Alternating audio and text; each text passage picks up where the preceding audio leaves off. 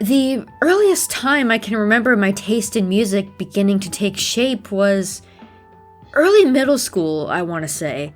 Albeit a vague recollection with pieces that may or may not be fabricated and or amalgamated from much later memories, but that would be when I could first recognize what kinds of music I did and didn't like. My dad has CDs for rap and hip-hop, stuff like Bone Thugs, the Beastie Boys, Metallica, Megadeth, Gwar, and crazier thrash, death, and black metal band names that I don't know if I can say out loud on this website. Oh, God. I doubt I liked that sphere of music when I was younger, but over the coming years, I grew into the easier mainstream side of it. Stuff like Ozzy, Black Sabbath, Metallica and Megadeth, Iron Maiden, Pantera, and certain Gwar skits.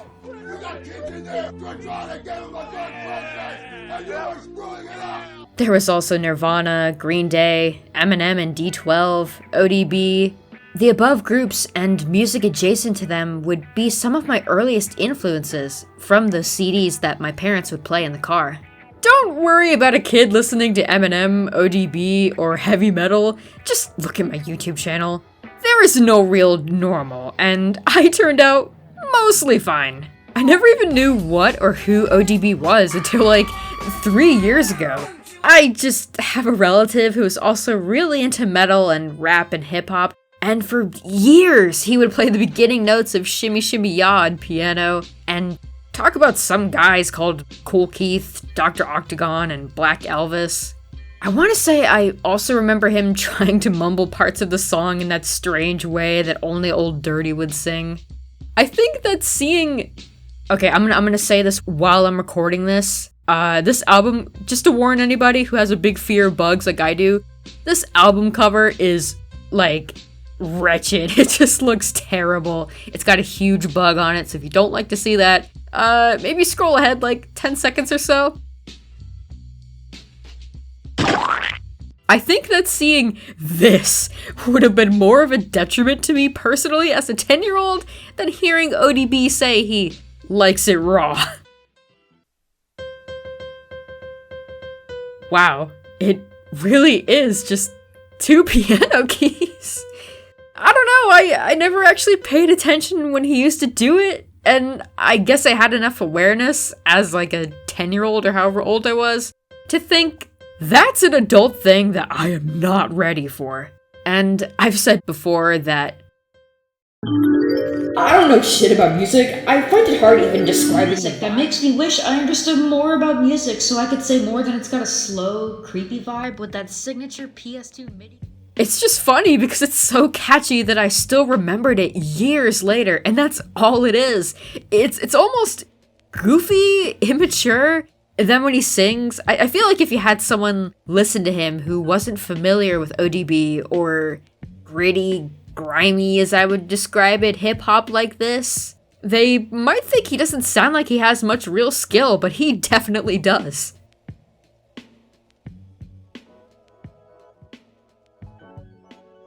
I heard lots of stuff from the radio too, of course. No one is immune to it. There are some 2010 songs that I don't mind, or even still listen to because I have nostalgia for them. Rihanna, Selena Gomez, the Black Eyed Peas, Maroon 5, Ellie Goulding, which is still played over the speakers in the store that I work at. Holy shit. And I hope I've conveyed this to y'all by now.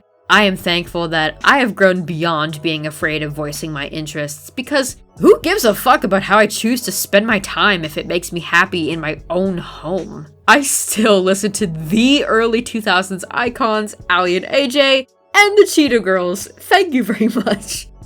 God, what if I just opened up Google Chrome and exposed all of my Spotify and YouTube playlists and just talked to myself for an hour?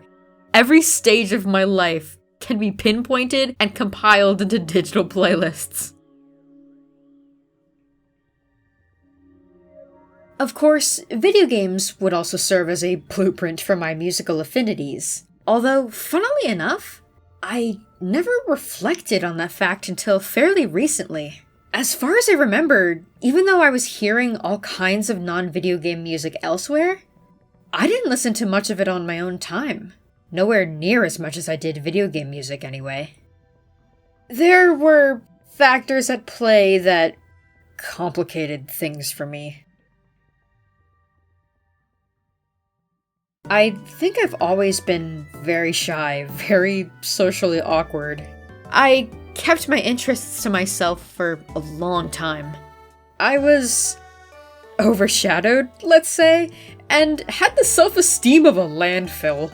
And even if I did express any of my interests to a stranger, I don't mean to say this as if I'm better than anyone else, or that there's anyone specific I'm thinking of, or that people in general have a problem. Far from it. I would still tell you that I'm about as useful as a paper shredder. And even now, I like to give the benefit of the doubt and try to see the good in people before anything else. If I ever tried talking about something that I was interested in to a stranger, it seemed like they didn't care as much as I did. Maybe because I was initially timid with people, I tried so hard with anyone that bothered to come to me. I was ecstatic if someone happened to mention something I liked.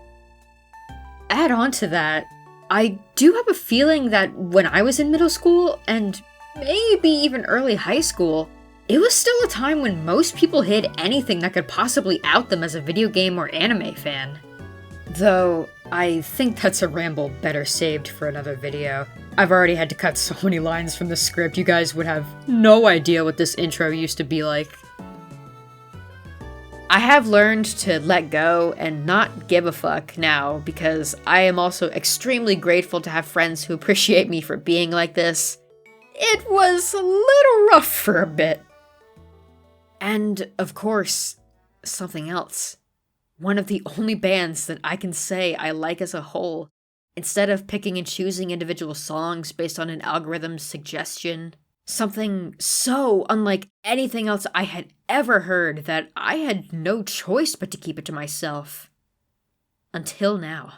Ladies and gentlemen, we are finally able to drop the name of the video.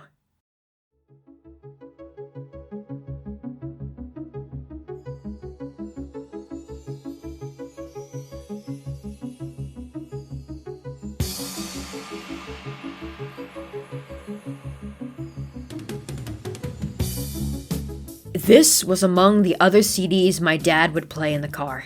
And it was actually by pure chance. He was borrowing it from a friend at the time. It's one of those things that makes me realize how meaningful it is that I carry on the legacy of the music that I was exposed to by various people in my life. I take it and shape it into something of my own. Something that I can eventually share with others and continue to fill in the mosaic of my existence through others likewise sharing what shaped them. With those otherworldly synths, echoing drums, and lengthy guitar solos, I sat in the backseat of the car with my world totally rocked by something I could hardly process. I don't know how long it took listening to those songs across many car rides before I thought to remember the song names after I got out of the car. Ash Landy Bowl, for reasons that I think will forever be locked in my brain, was always my favorite. I would ask, can you go back to that other one? That last one? And my dad knew.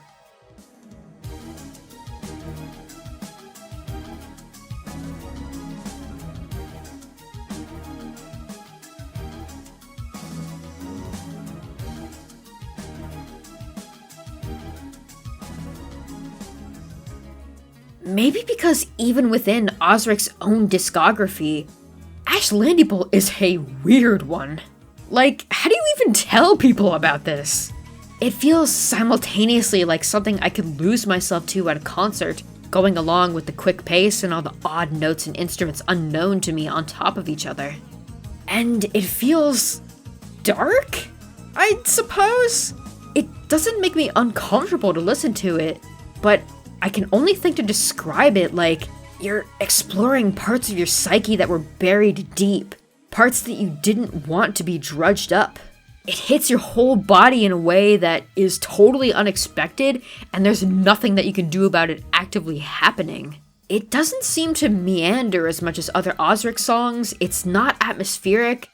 It's so different, Imagine Being 13 years old and getting in your mom's car to hear, I don't know, Call Me Maybe on the radio, and then in your dad's car, it's like this secret world that no one knows about and no one acknowledges outside of it. I'm grasping for straws trying to describe it because, again, I don't know anything about composing music or even why I like what I do beyond it being around me from a young age.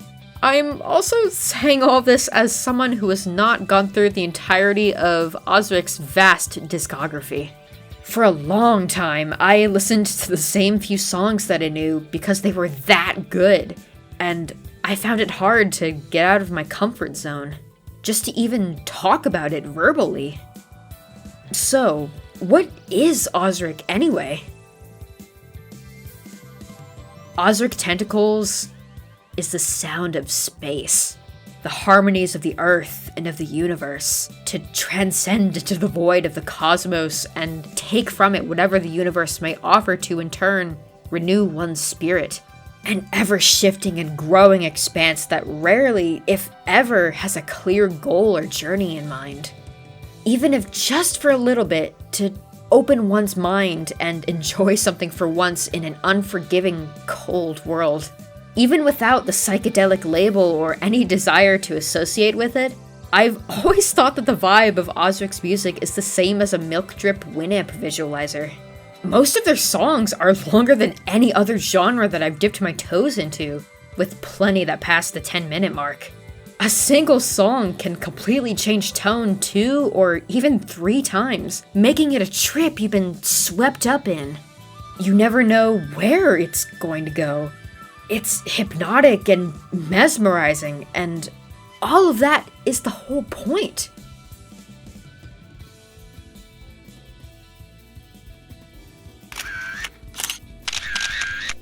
In a 2015 tour interview with Black Book, Brandy Wynn, a bassist for Ozric, said that a big thing with them is that they don't use vocals.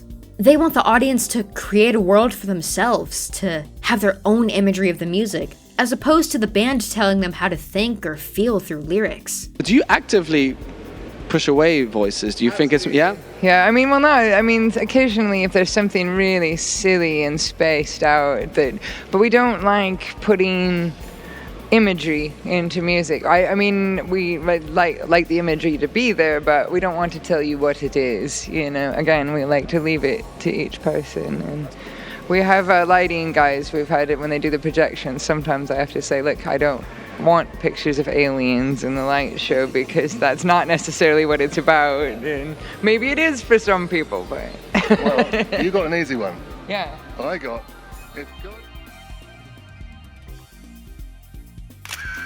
Now, Brandy's former husband, Ed Wynn, he's the man. He's the only remaining founding member of Ozric, its lead guitarist, beat programmer, one of its many keyboardists, and self-proclaimed space finder. Ed grew up around music and artistic minds. His grandmother was author Joan Grant, and his father, David Wynn, was a famed sculptor friendly with the likes of the Beatles, Jimi Hendrix, Donovan, and Chris de Burgh. It was George who encouraged my son Ed in his guitar playing, which he does to this day in his band Ozric Tentacles. George told him in the late 60s, when Ed was about 7, "Your father's a great man. He told me about the Maharishi and meditation. He did me a great favour."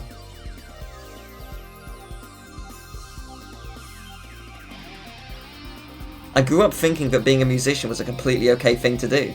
George used to come around to our house for dinner and sit there playing guitar, and the house next door was rented by Donovan. That's where I used to go after school because it was more fun than what was happening in my house generally. That was fun too, but Donovan had guitars and strange flavours of smoke in the room. It was all fascinating.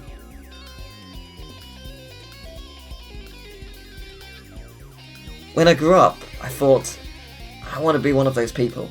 They're having fun, I'm going to do that. And I was thankfully very much encouraged to do that. I was very, very fortunate. My dad said, "Okay, that's cool if you're leaving school at 16 to do music, but you've really got to do it, because you can't be supported forever like this. Give it 2 years and see how you're doing." 10 years later, I was still skint, but I was starting to interest people with what I was doing. Ed has been inspired namely by the likes of Gong, Guthrie Govan, Hawkwind, Kron, and worldly touches of Moroccan, Indian, and Algerian music. Ed's philosophy of music production reflects his own background and his approach to life in general. Throughout all these years, the intention of Ozric's music has not changed, and Ed hasn't lost fuel at all. There's a through line to it that keeps the music thriving despite whatever may happen to the band or to the Wynn family. Ed has also said in multiple interviews that he really enjoys the improvisation of his music. Band members coming and going with each album, their ability to start from just a single key and play off of it for upwards of 6 hours at festivals, sometimes even into dawn. The organic nature of the song starting in one place and ending up somewhere completely different as it spirals and morphs. It's a way for him and the audience to, quote, On a cosmic level, we're trying to heal people's spirits, basically. Really make them whole and make them fly and make them see the potential of the world.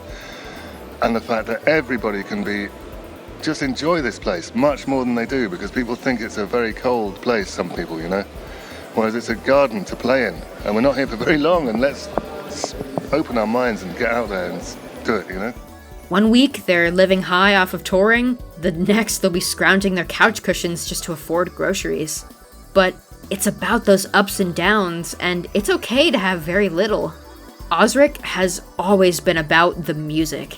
Ed has said across many interviews that they don't do things for money or fame or because anyone expects anything of them. They do it because they want to. They genuinely love to do it. It's their so-called breath of life. They are a vessel, a medium for which their spirituality and oneness with the world and beyond is manifested. Yeah, and also with a new album, you never know whether it's going to be one that nobody likes, you know. All I do is make these tunes and hope for the best, and it's been accepted and with a smile, so I'm really happy about it. Well, especially when your career spans, 30 years, you've got old fans, new fans.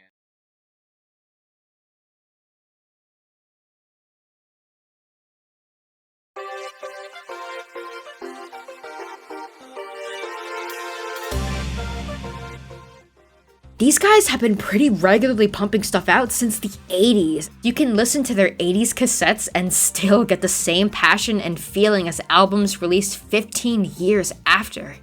Even the name of the band was improvised. They got their official start in 1983 when Ed was invited to play a little gig at the Stonehenge Free Festival. What the Stonehenge Free Festival was... Wow, I'm actually putting this in post. For some reason I didn't explain what the event was in my original script, but oh my god, it would be very impertinent of me to not go into some level of detail. There's enough material covering the event and its downfall and the political background of why the downfall happened that you could make a video on the Stonehenge Free Festival alone. So I'll keep this relatively brief. The Stonehenge Free Festival took place every June around the summer solstice from 1972 to 1984. It was a free admission festival and thus a melting pot for arts, music, we'll call it freely passed around out-of-body experiences, and for the young, the working class, and the countercultural groups struggling at the time due to rising unemployment rates, and former Prime Minister Margaret Thatcher's attempts to suppress said countercultural groups. That being, namely, so-called hippies of the New Age travelers. New Age travelers went around in vans and buses in the kind of nomadic lifestyle you might attribute to a hippie for more free-spirited lifestyle and anti-war/anti-nuclear movements. The Stonehenge Free Festival grew in attendance with every passing year, reaching at least tens of thousands by the 80s, some estimates saying that upwards of 100,000 people were in attendance. Now, I'm sure there were some people who were disrespectful towards the historical site that may have warranted some kind of action against the festival continuing. I've also heard that the festival wasn't anywhere near the actual historical monument, but was on private land miles away. But unless it's on an article that I missed, this information I only found from anecdotal YouTube comments, so I'm not entirely certain on that front. But if there were people who caused damage to the site, it had to be the minority. The response that was given surely was not warranted. On June 1st, 1985, what is known as the Battle of the Beanfield took place. 1,300 police officers, who all had their ID numbers covered, wearing shields and helmets, against 600 of the peace convoy, a larger and more known group of New Age travelers who were looking to set up the festival for that year. To quote Wikipedia directly, this represents one of the largest mass arrests of civilians since at least the Second World War, possibly one of the biggest in English legal history. They came in with batons, smashing windows, hitting women and their children, throwing fire extinguishers, shields, stones, anything they could get their hands on at vehicles attempting to escape the field that they had been trapped in. There's an interview video with a guy who was there, trying to escape and find the peace convoy 15 miles away, and he saw an officer shoot a man's video camera. Shot the camera he was holding, so he shot him in the head. The police claimed that the people there were armed, which was not true, and they arrested over 500 people. Again, there is much more background to this that I'm not including, but, the fucking tragic irony of a group called the Peace Convoy, who took to the roads in vehicles that they had converted into family homes, not even to challenge the status quo, just to escape from it because of economic circumstances, being stamped out by the very system that put them there in the first place, just for existing. Also, the irony of it being called a battle when there was no resistance from the travelers, police lying about the events, and the loss of police radio and video recordings. Well, I guess if anything, Ozric are lucky that they performed at the festival at the last possible opportunity, and that they did have such a positive reaction from festival goers there. Stick it to the man for literally just existing and doing your thing.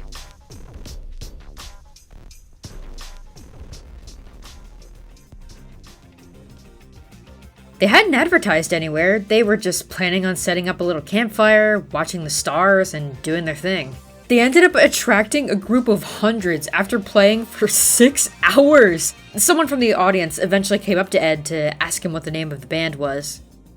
Earlier in the day, Ed, along with his brother, bassist Rolly Wynn, keyboardist Joey Hinton, and I shit you not, the original drummer for Jamiroquai, Nick Van Gelder, had a conversation about imaginary breakfast cereals. So, from that, Ed came up with the name Ozric Tentacles on the spot. The alternatives would have been Desmond Wisps, Gilbert Chunks, and Malcolm Segments. Yes, this is why early album covers and titles had references to cereal. Ed was under the impression at the time that Ozric is a Scandinavian word, meaning something along the lines of divine energy or cosmic energy. But really, it's an Anglo-Saxon word that means something more like divine ruler. Tentacles was just, quote, a silly word to put on the end. And yes, even their song names are improvised. They use a program called Cubase to write and record their music, and of course, when you have to save what you're working on, you have to name it something. Most are made up completely so as to not invoke any imagery, and because, well, Ed is not very good with names. There were some names that they did confirm that to be the case with in interviews, such as Epiflioi, Zingbong, Changa Masala, and The High Pass. And with that kind of track record, I would presume other songs like, oh boy, how do you say this one? Zingu? Or maybe Jingu? The Chai? I have no idea. And perhaps Pyramidion were placeholder names that ended up sticking. Ed says in one interview that Epiflioi came from a shop he saw in Greece that he misread to be the word. It didn't say anything like that at all. And Changa Masala actually has nothing to do with any of the numerous definitions you'll find on Google for Changa or Masala separately. It's just a misspelling of... Explain why. I'm interested where Changa Masala came from. Because I looked up Changa, just the word Changa, and found a lot of different meanings for it. So I'm curious to see what your thoughts are on it. What are the different meanings you found? No, I want to hear what you thought it meant first. I want to hear your definitions first. No, okay, well, it's all right. There's an Indian dish called chana masala. Obviously. And it was misspelled. It was misspelled, yeah. Okay. And from there, many sources will tell you that Ozric was a key group for the revival of the UK's festival scene, but remains a bit of an underground name. They toured back then just as much as they do to this day, and saw mainstream success back in their 90s heyday. As for the more technical definition of what Ozric is, I'm actually not huge on genre labeling. I think it is helpful to give people a quick but shallow idea of how something is constructed and if it will resonate with them at all. And yes, it can help to foster community, but I would say that labels should be used as a gateway or a jumping off point. Labeling can and does create a lot of division, since many genres overlap in blurry areas that I can only guess are made clear by their history in the chain of artistic influence. And I also presume that that area of blurry overlap is probably interpreted differently by laymen such as myself and actual producers. Some people get overly niche and end up defeating the purpose of the music. I imagine that a large portion of artists probably want to break the mold and form their own identity. They do not want to be boxed into one or a few holes when the possible number of soundscapes created by humanity is infinite. Plus, this is going to keep coming up, I do not have a lot of insight as I am not a producer. I probably just made producers around the world hang their heads in disappointment. Whatever crucial knowledge I am missing in understanding the artistry as a layperson, please change my mind in the comments so I can correct my ways. Ozric Tentacles combines elements of many genres. Their early stuff was more reggae and dub, and their 1986 cassette, There Is Nothing, and studio album The Hidden Step had ethnic sounds resulting from Ed and Joey's trips to Thailand and India respectively. Those elements would continue in Ozric's music, so world music is another style that you could attach to them. Prog rock is what most people attach to them and what I attached to them for a long time, but I still don't quite think it encompasses what Ozric truly sounds like. And then Wikipedia slaps psychedelic rock, space rock, jazz fusion, and ambient music onto them. Yeah, I've got a lot of homework to do.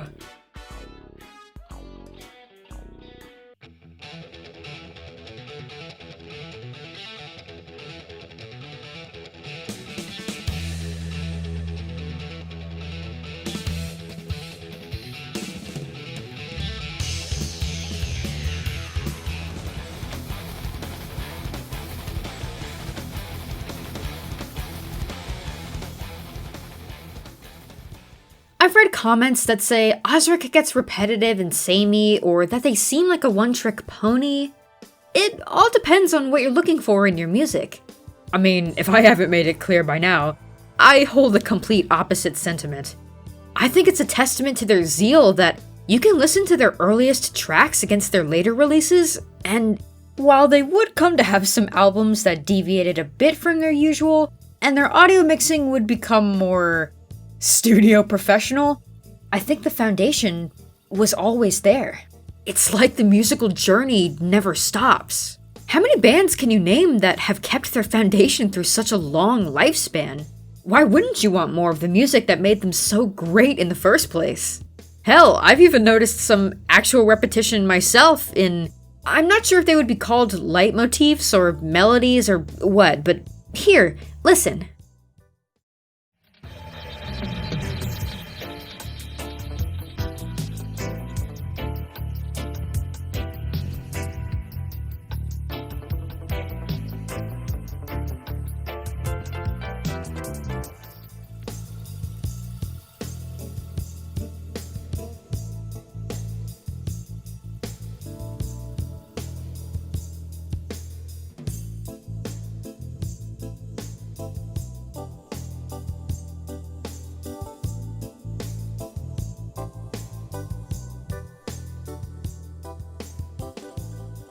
You ever watch one of those videos of musicians messing around with creating riffs or beats, and they find something that they think, yeah, that sounds good, only to realize that they, in fact, made a very popular song around that riff already, like, 10 years ago? I think it's cute. They come up with riffs that they find so appealing that they continue to be reminded of them for decades, and it can end up being echoed in their music. It's almost like a callback, but it's a flair of how the individual composes. It all goes back to how they've been able to keep their foundation all these years, and being able to improvise so much that you can make a completely different track off of a tiny piece of another one.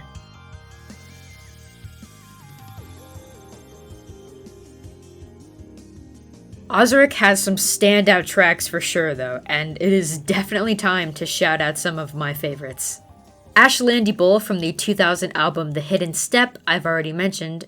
Another one is indeed Sultana Detri, although it and most of the other tracks I like, I feel like I can't properly explain why other than it's what my brain likes, so I've kept it in there for the past decade.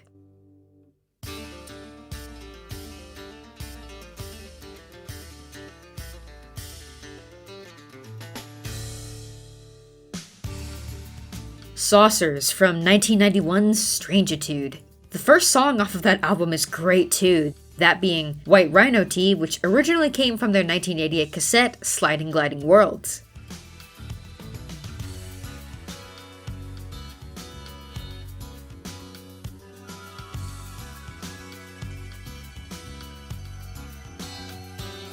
Kick Muck, which was also originally off of Sliding Gliding Worlds, but featured again a year later on their first studio album, Pungent Effulgent, is just nuts. It is a non-stop guitar shred coupled with pounding drums, and a deep, funky bass line that all picks up for the ending. Murph Pepler was Ozric's drummer starting with this album, and he was only 21. A lot of artists are very young when they have their breakout pieces, and it never ceases to blow my mind. You just can't help but swing your head to this one. There's a video of this being played live in a '94 concert that makes me feel like I missed out on the golden age of music. Look at how many people are there for Ozric! For Ozric! Okay, to be honest, I wouldn't actually want to be at a concert this big. I feel like I might have a panic attack in such an ocean of people, but they played the song even faster than it was recorded for their studio album.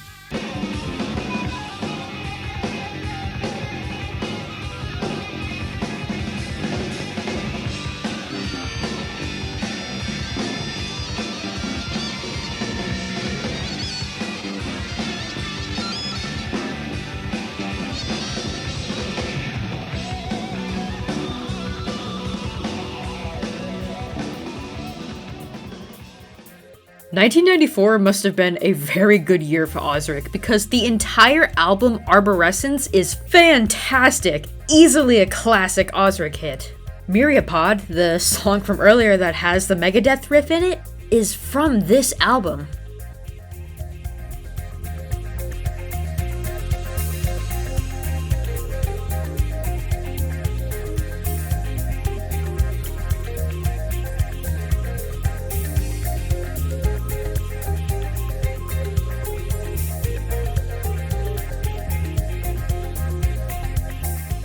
Dance of the Lumi is a song you can blissfully melt into. A lighter guitar, rippling synths, warped ambient sounds of what I would interpret to be the Lumi bird on the album art, with a steady drum and bass line that underpins the whole thing, reverberating in my chest. I'm only just now realizing the connection between Ozric's intent with their music and the prevalence of sounds from nature in their songs. Shimakoto on the same album is also excellent.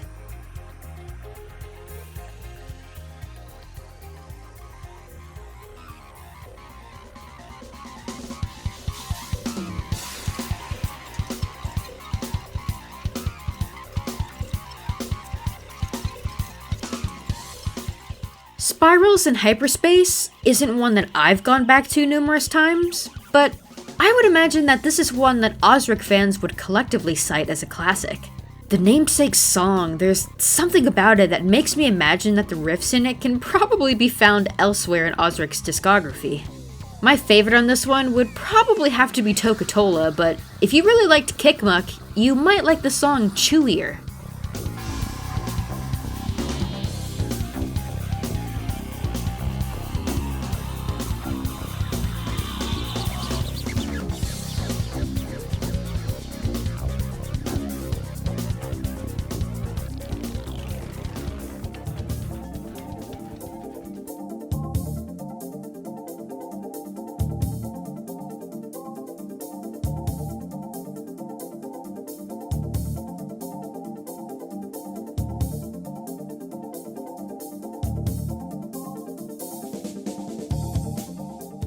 Now, what I would consider the #1 classic of Ozric Tentacles as a zoomer peering into a world that I can only romanticize, Jurassic Shift, the namesake song. This is gonna be the best thing to illustrate my point. I have a friend on Discord. What's up, dude? I know you're gonna be watching this.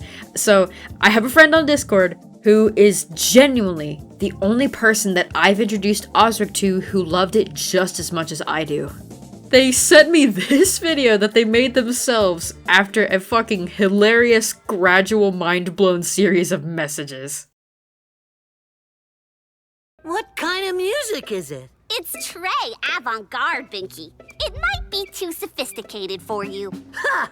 Too sophisticated for me? I know music better than any of you. Wow. I feel like I was just on another planet. Wonder if this is what it's like to be Buster. When do they stop tuning their instruments and play the music? That is the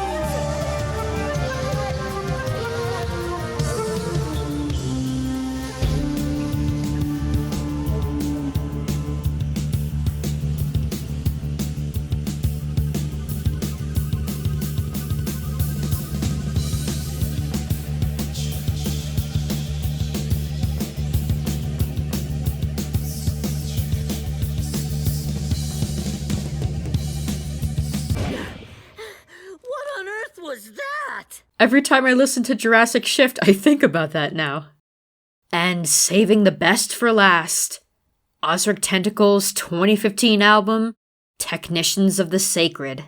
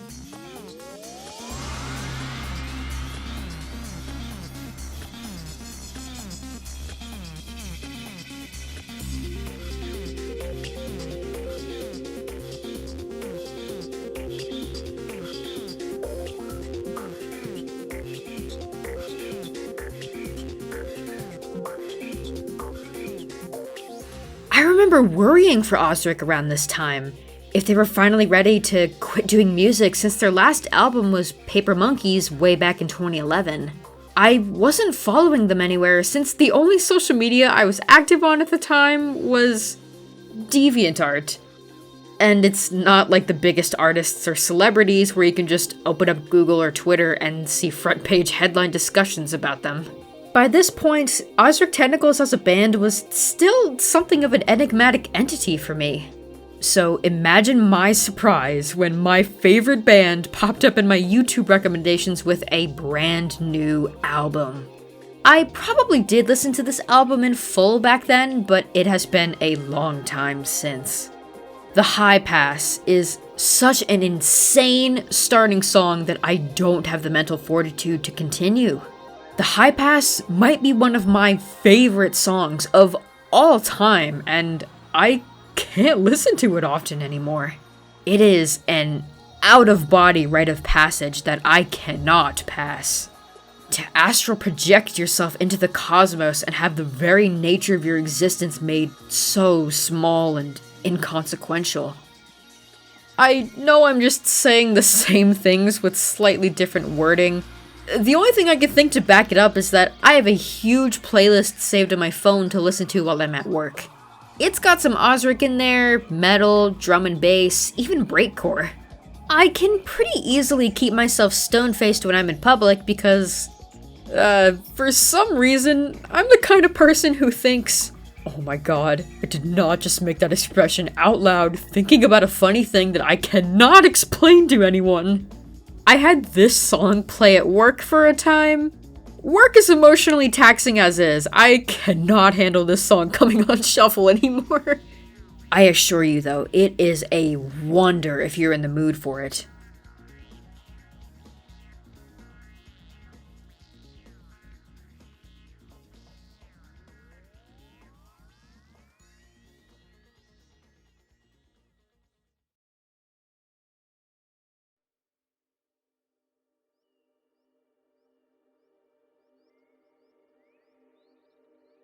So, what's Ozric up to nowadays?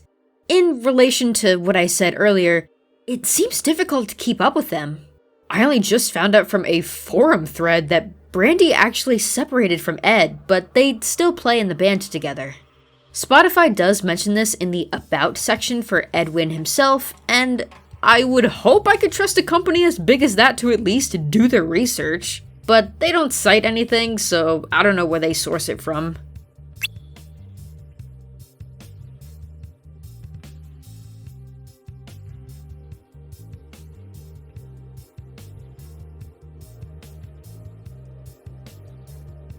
I hope they're all doing good. The Ozrics have had some terrible shit happen to them. Ed's brother, whom I mentioned earlier, Rolly, may he rest in peace, took his own life in 1999, aged 35.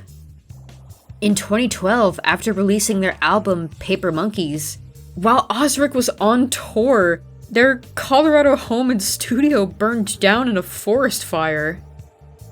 Then came Technicians of the Sacred in 2015, but the following year they lost everything again when flash flooding destroyed where they had been storing tour equipment. They took a well-deserved 3-year-long hiatus after that. Ed would instead focus on the ambient spin-off Nodens Ictus during this time.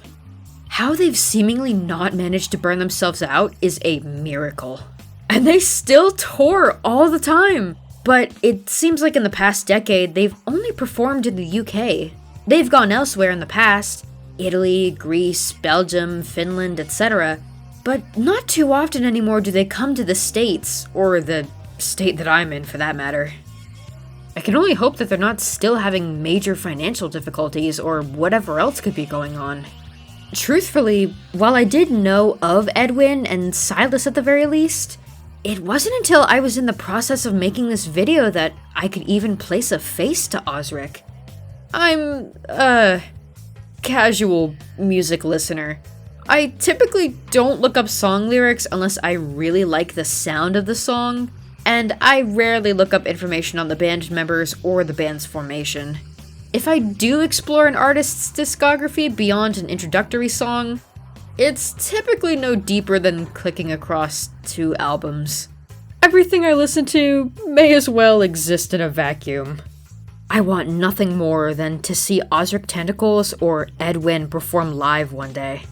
Just once, in a small, laid-back venue, before I possibly die, before they somehow disband or quit doing music, or if, God forbid, one of them dies. If there is one thing on my bucket list, it is that. I hope with this video that I've opened your mind to a whole new kind of sound. If you do end up listening to Ozric or anything Ozric adjacent, I would love to hear about it. If you've become hungry for even more after diving in, or are already familiar with Ozric, I'll leave you with a list of other groups to check out.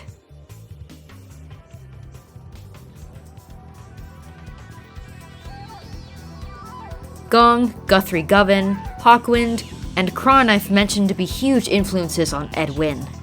Spangle is very much influenced by Ozric. I think these guys kinda wear it on their sleeve.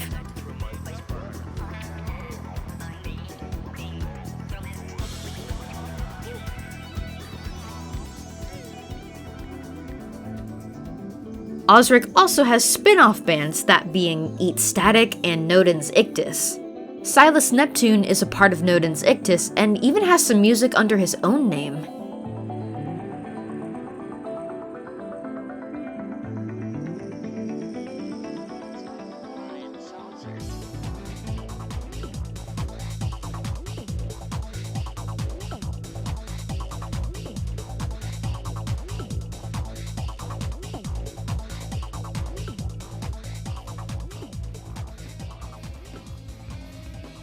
Dead Flowers was a very small group from the early 90s.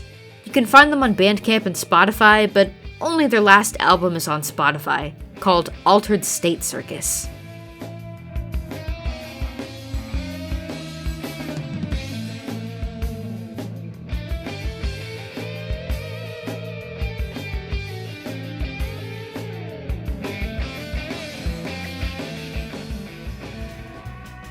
Vespero is similar-ish, and seems to have a wider range of sound.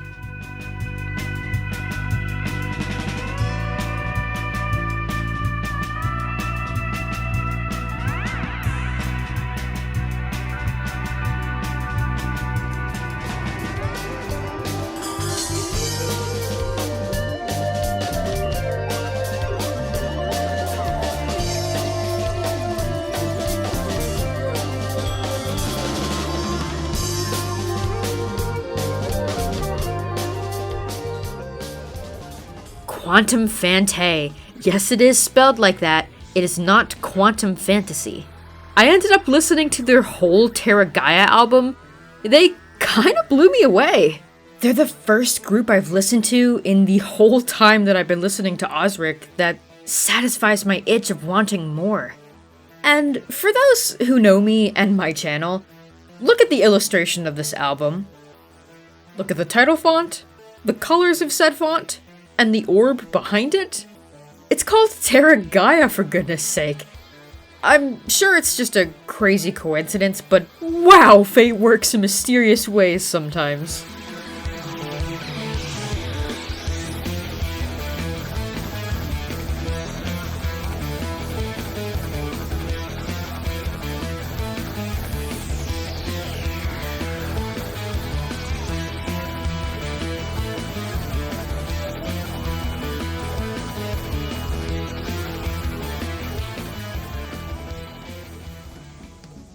Edwin even featured on their 2015 album, Dancing in Limbo.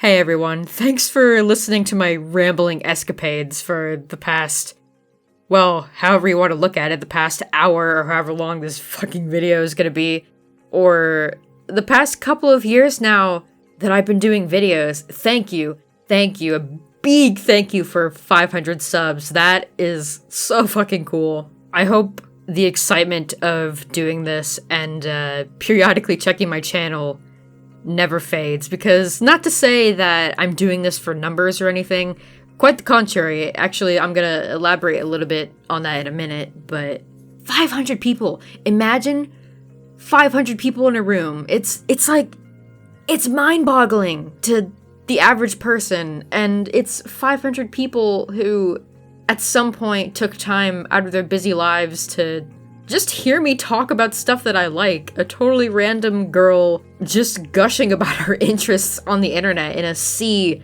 of millions of people doing the same at any given time. It is just the most radical, I don't know where that word popped into my brain. It is the most radical thing that I can connect with so many people. Just, you know, the gateways that this opens up, especially, well, I know a lot of people are like this, obviously, but for someone like me who I talked about earlier, well, I'm still a very anxious person to this day in real life, but somebody who for a majority of my life has been a very, very socially awkward person. And now, I'm doing shit that Ren from 2 or even 1 year ago would not be doing, would not even consider to be doing. I'm talking to so many more people, and I want to get to know as many people as I can. I want to talk to people about a bunch of different shit. I want to live stream all the time. I want to be silly and goofy. I want to be loud on live streams. And I've absolutely poured my heart out into making these videos. Like, I've chosen to expose some shit about myself in videos just because I was like, fuck it, why not? At first I was like, no, I would be deathly embarrassed if people knew that I started out on YouTube technically by making Pokemon figure videos, but who fucking cares? I was a child, and it was fun. I'm finally letting go, baby, or at least I'm trying to. And, well, this transitions nicely into the thing that I said earlier I wanted to elaborate on. Okay, so in case I have not made this clear before, I want to lay this down as like the groundwork for my channel. My philosophy with this channel has always been to do whatever I want in my way. I will upload content about whatever is interesting to me at that moment. It will come out whenever it comes out. I will do my best to make the video the way that I envision it, even if it's hard to parse and not a video that you can just play in the background and listen to the audio of while you do something else. Not to the expectations of anybody else. If I see something I want to do, fuck you, I'm gonna do it my way. Presumably, the last thing I will have uploaded before this video was, the Tsukikage-ran video. I wanted to be more open to uploading just random shit. Again, whatever is interesting to me at the moment, but not necessarily having to always be a polished video essay. I would like to think of my channel as my little corner of the internet. My handprint cave wall painting, if you will. It is an extension of my personality. It is a creative outlet for me.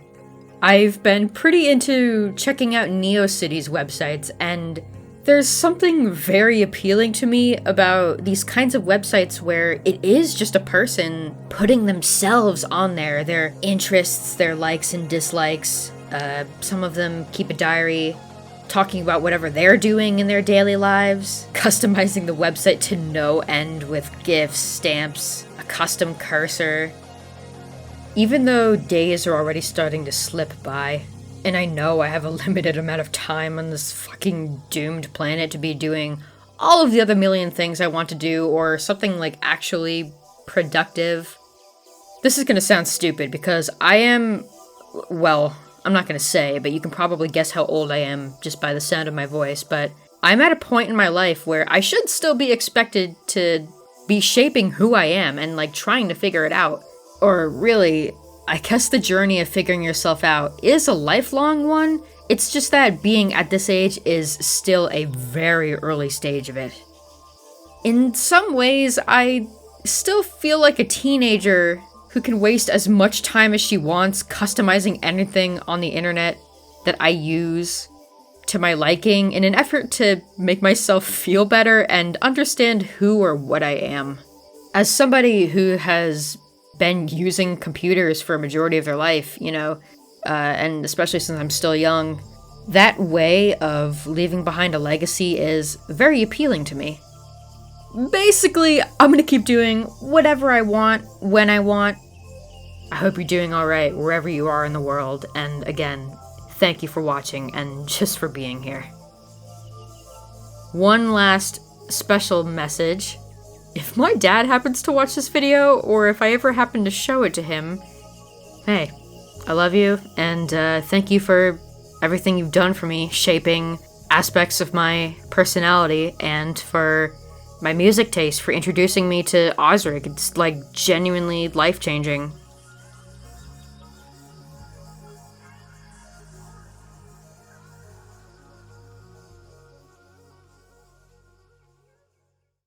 Wait a fucking minute, there's a new Ozric album coming out on Terranigma's anniversary, baby! It was meant for me!